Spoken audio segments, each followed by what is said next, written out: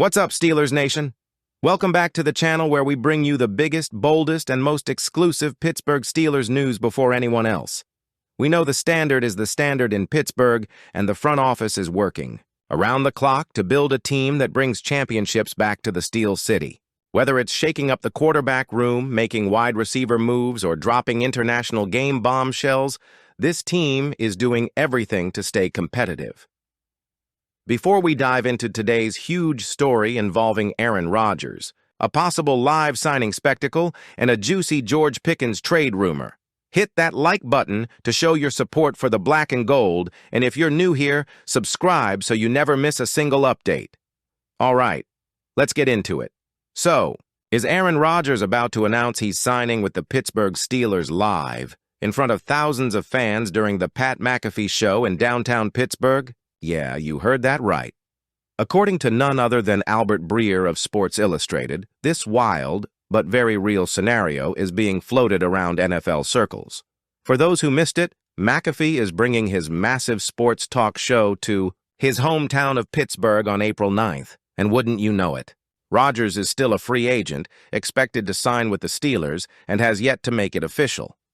Could he actually walk onto that stage at PPG Paints Arena and say those magical words, "I'm signing with the Pittsburgh Steelers"? Now look, Rodgers is no stranger to theatrics. This is the guy who skipped Jets minicamp to go to Egypt.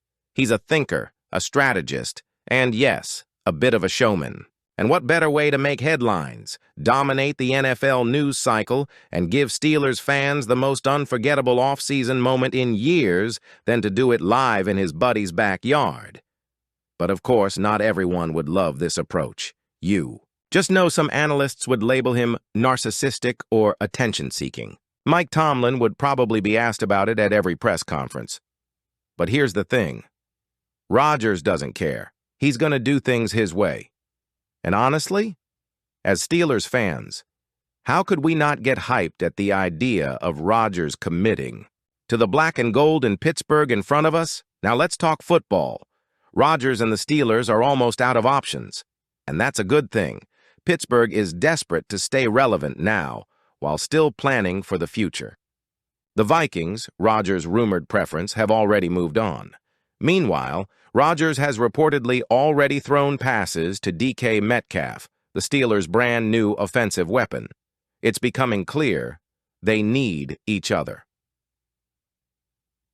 For Rodgers, Pittsburgh offers a strong defense, a respected coach in Tomlin, a solid play caller in Arthur Smith, and weapons in Pickens and Metcalf. For the Steelers, Rodgers provides stability and elite-level quarterback play, something this franchise has lacked since Ben Roethlisberger retired.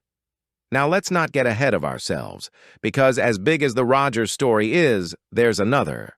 Name-making headlines for Pittsburgh, George Pickens. Let's switch gears, because the George Pickens situation is heating up. After signing DK Metcalf in one of the splashiest moves of the offseason, questions started flying.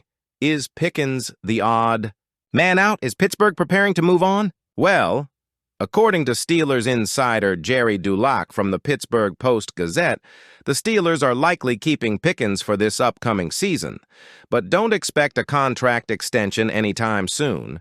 And that opens the door to a massive trade opportunity. Dulac notes that Pickens would command something good in a trade, comparing the potential return to what the Steelers got for Chase Claypool, a second-round pick. But Pickens? He's better, younger, and way more explosive. Some insiders say the Steelers could fetch a second and even a fourth-rounder if they package Pickens with veteran guard Isaac Seumalo. Let's not forget, Seumalo is a Pro Bowl-caliber lineman and Super Bowl champ. Pairing him with Pickens in a trade? That's serious leverage. And here's the catch. Pickens is still expected to be a big part of the Steelers' offense in 2025, especially with Rodgers throwing him the ball. So what do? Do you let him ball out this year and risk losing him for nothing in 2026? Or do you trade him at his peak value, perhaps at the deadline, and stack draft capital for the future? It's a classic NFL gamble, and Omar Khan is sitting at the table. Now let's talk about the real scenario. Rodgers under center, throwing darts to Pickens and Metcalf. If that becomes reality, you're looking at one of the most dangerous receiving duos in the league, paired with one of the smartest quarterbacks in NFL history. And Pickens? He's already shown he can put up numbers with anyone at quarterback. So imagine what he could do with Rodgers leading the charge. But again, that long-term question lingers. Even if he balls out, even if he and Metcalf tear it up, there's a very real chance this is Pickens' last year in Pittsburgh. Whether it's his choice via free agency or a strategic move by the front office, the writing might be on the wall. We've got some fresh news out of Pittsburgh, and it's all about fortifying the offensive line. The Steelers have officially re-signed veteran offensive tackle Calvin Anderson to a 2-year deal, locking him in through the 2026 season. The move might have flown under the radar for some fans, but let me tell you, this is a smart play by the front office. Let's break it down. Calvin Anderson joined the Steelers partway through the 2024 season, and although his name might not have dominated headlines like a T.J. Watt sack or a George Pickens highlight reel, the veteran lineman quietly made an impression on the coaching staff during a year full of adversity. Anderson's path to Pittsburgh wasn't your typical one. He entered the league as an undrafted free agent and carved out a role for himself over time. He spent 3 solid seasons with the Denver Broncos, making 41 appearances and 12 starts. Not too shabby for an undrafted guy out of Rice, Texas. He later joined the New England Patriots in 2023, but saw limited action due to injuries. Just 5 games played that season. When he hit free agency last year, there wasn't a ton of buzz. He was still on the open market even after the 2025 campaign had kicked off. But then, Pittsburgh called. You remember how things went down? Troy Fautanu, our exciting first-round rookie, went down with a knee injury just 1 game into the season. It was a gut punch. The Steelers needed depth at offensive tackle fast. So, they brought in Anderson as a veteran insurance policy in September. He stepped up when the team needed him, appearing in 4 games shortly after signing. But unfortunately, fate struck again. Anderson himself landed on injured reserve not long after, missing the remainder of the regular season. Still, he rehabbed, stayed focused, and was activated just in time for the playoffs, making a return in the Steelers' wildcard game. No, he didn't start, but his presence was felt, and clearly it was enough for the Steelers to say, yeah, this guy, we want him around. Now let's look at the bigger picture. This re-signing says a lot about how the Steelers are building their offensive line for the future.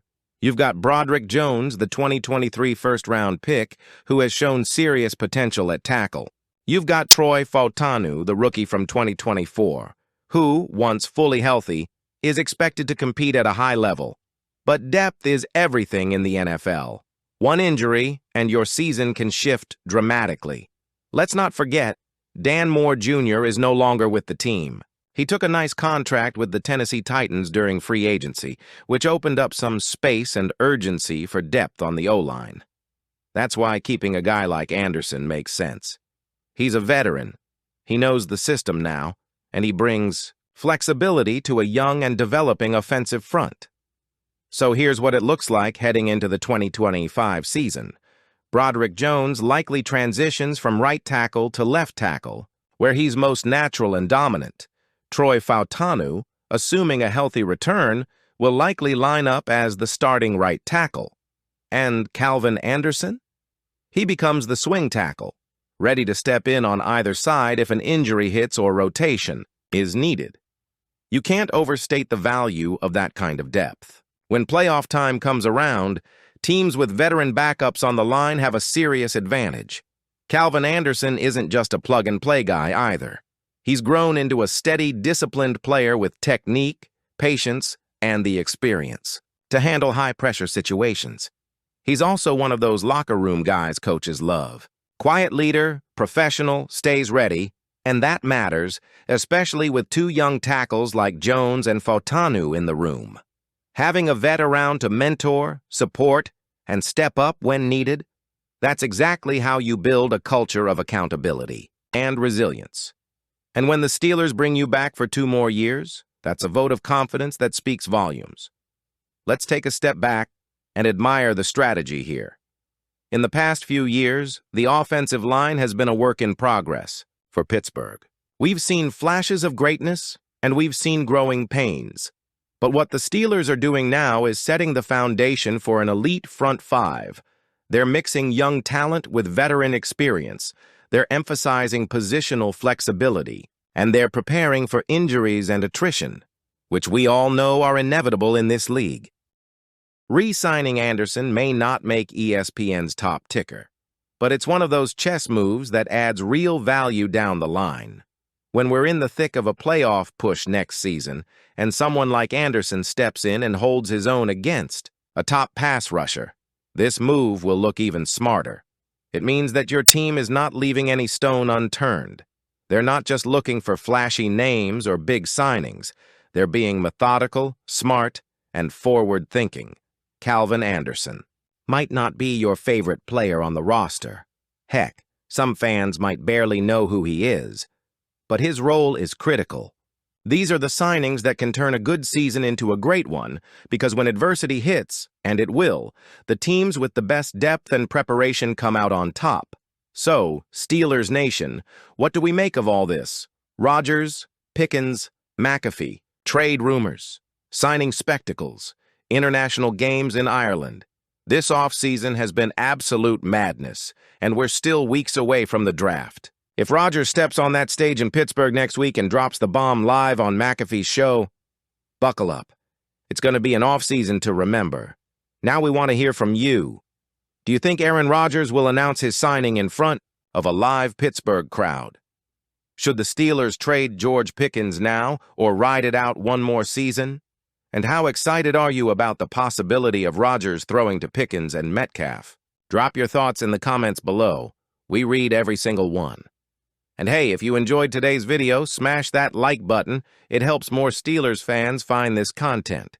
And if you haven't yet, make sure you hit that subscribe button and ring the bell so you never miss another breaking news drop. Until next time, Steelers Nation, here we go.